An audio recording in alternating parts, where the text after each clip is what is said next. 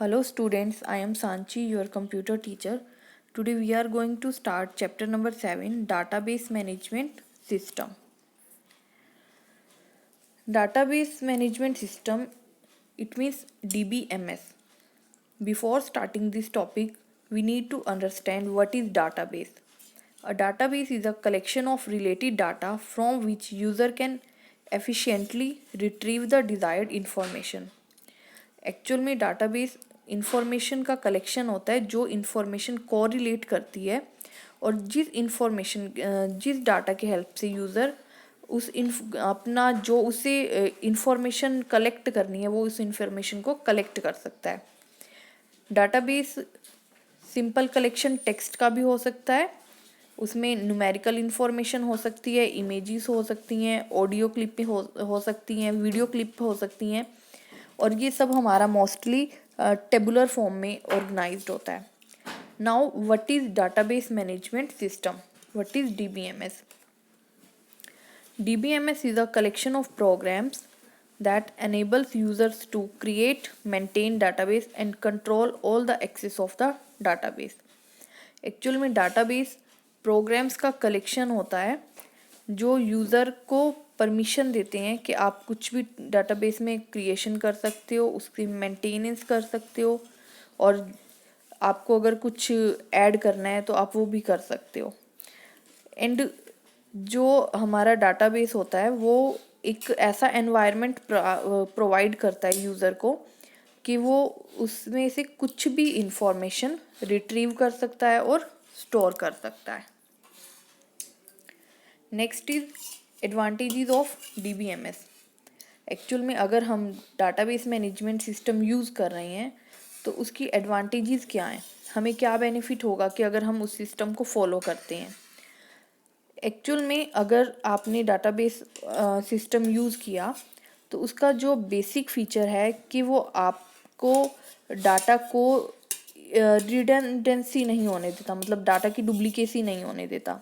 अगर आपका कोई डाटा रिपीट हो रहा है तो उसे वहाँ पर सिंगल टाइम पर ही रखेगा और दूसरा जो रिपीट होगा उसे डिलीट कर देगा. डाटा इंटीग्रेट रहता है इसमें एंड आपके डाटा की इजीली रिकवरी हो जाती है. अगर आपका सिस्टम किसी वजह से क्रैश हो गया, कुछ भी ऐसी सिचुएशन हो गई कि आपका डाटा लॉस्ट हो गया तो आपको वो बैकअप प्रोवाइड करता है, आप उस डाटा को रिकवर कर सकते हो. सिक्योरिटी होती है इसमें, आप ऑथोराइज्ड यूज़र होते हो, आपको ही परमिशन होता है कि आप उस डाटा को एक्सेस कर सकते हो, आप उस डाटा को यूज़ कर सकते हो. नेक्स्ट है डाटा शेयरिंग. अगर आप किसी के साथ डाटा शेयर करना चाहते हो तो आप इजीली डाटाबेस शेयर कर सकते हो, अपना मल्टीपल यूज़र्स को परमिशन देता है ये. नेक्स्ट है application areas of database system. ये हमारा ट्रैवल इंडस्ट्री में यूज़ होता है, एयरलाइंस में, railways, hotel, cab industries booking के लिए यूज़ करती हैं डाटाबेस मेंटेन करने के लिए, जो भी इनके रिजर्वेशन का सिस्टम होता है. बैंकिंग एंड फाइनेंस, बैंक्स में यूज़ होता है कस्टमर डिटेल करने के लिए, सेल परचेज को, स्टॉक को मेंटेन करने के लिए. एजुकेशन सेक्टर में यूज़ होता है. फॉर एग्ज़ाम्पल अगर स्कूल कॉलेजेस हैं जो कोर्सेज प्रोवाइड कर रहे हैं उनके registrations, result and other information वो डाटाबेस में स्टोर करके रखते हैं. ई कॉमर्स, ऑनलाइन शॉपिंग होती है जो आपकी हॉलीडेज़ बुक कर रहे हैं आप, हॉलीडे पैकेज, जो भी आपका ऑनलाइन वर्क करता है वो भी हमारा डाटाबेस में ही स्टोर होता है. Next topic is relational database.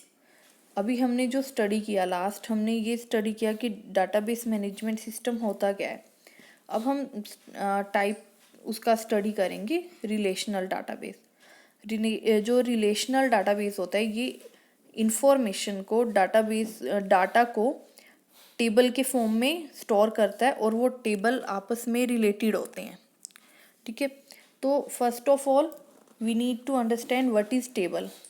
Table is a collection of data related to a single topic. Okay, and database is collection of table. Table हमारा किसी पर्टिकुलर टॉपिक से रिलेट करता है एंड डाटाबेस उन सभी टेबल्स का कलेक्शन होता है। अब टेबल के पार्ट होते हैं, फर्स्ट इज कॉलम। कॉलम को हम डाटाबेस में एट्रीब्यूट भी बोलते हैं एंड वर्टिकल पार्ट होता है ये टेबल का। रो हॉरिजॉन्टल पार्ट होता है एंड इसका जो एक रिकॉर्ड होता है उसे हम टपल बोलते हैं। Cell intersection point of row and column, जो भी जहाँ पर भी इंटरसेक्ट हो रहा है, वो जहाँ पर मिल रहे हैं उस पॉइंट को सेल बोलते हैं। डिग्री, जितने कॉलम्स हैं आपकी टेबल में उन्हें हम डिग्री बोलते हैं, या एट्रीब्यूट होते हैं उन्हें डिग्री बोलते हैं। एंड कार्डिनलिटी, जो आपके टेबल में जितनी भी नंबर ऑफ रो हैं उन्हें हम कार्डिनलिटी बोलते हैं। नेक्स्ट इज कीज, प्राइमरी की एंड फॉरेन की।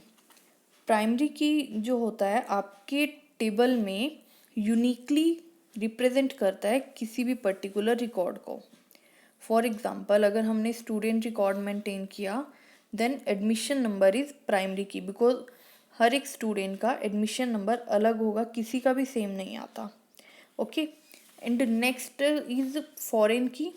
फॉरेन की क्या होता है, जो एक टेबल में तो नॉर्मल फील्ड है बट अनदर टेबल में वो जाकर प्राइमरी की बन जाता है। फॉर एग्जांपल, अगर हम ये स्टूडेंट का टेबल लेते हैं, टेबल ए में अगर एडमिशन नंबर प्राइमरी की है और रोल नंबर नॉर्मल फील्ड है, अगर हमने क्लास वाइज सेपरेट किया टेबल को then roll number is a primary की।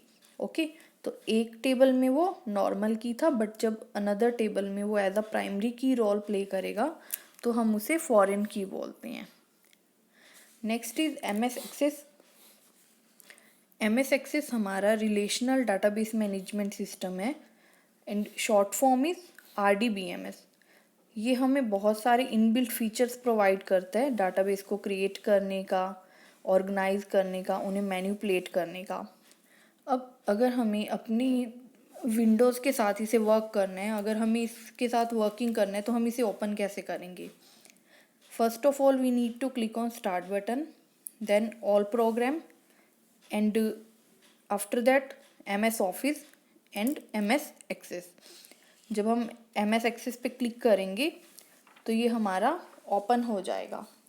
नेक्स्ट है, अगर हमारा एक्सेस ओपन हो गया देन हमें उसमें टेबल क्रिएट करना है, बिकॉज MS एक्सेस में जब भी आपको वर्क करना है आपको सबसे पहले टेबल C क्रिएट करने पड़ेंगे, उसके बाद आप उस पर बाकी ऑपरेशंस अप्लाई कर सकते हैं। तो टेबल क्रिएट करने के लिए आपको क्रिएट टैब पे क्लिक करना होता है एंड आफ्टर दैट आप अपने टेबल को वहाँ पर डिज़ाइन करते हैं। आप टेबल 2-3 तरह से बना सकते हो, 2-3 मेथड्स होते हैं इसमें टेबल क्रिएट करने के। Table wizard, table data view and table design view. जो आपको कन्वीनियंट हो आप उसके थ्रू आप टेबल बना सकते हैं। And at the time of creation आपको डाटा टाइप भी स्पेसिफाई करना होता है, डिक्लेयर कि आपका डाटा टेबल में कौन से टाइप का एंटर होने वाला है। And after that enter data in table. जब आपका टेबल कंप्लीट हो गया, आपने टेबल को रेडी कर लिया, तो उसके बाद आप उसमें डाटा एंटर करते हैं। नॉर्मली आपका डाटा डबल क्लिक करते ही आपका सेल एक्टिव हो जाएगा एंड आप वहाँ पे इजीली डाटा एंटर कर सकते हो। Thank you.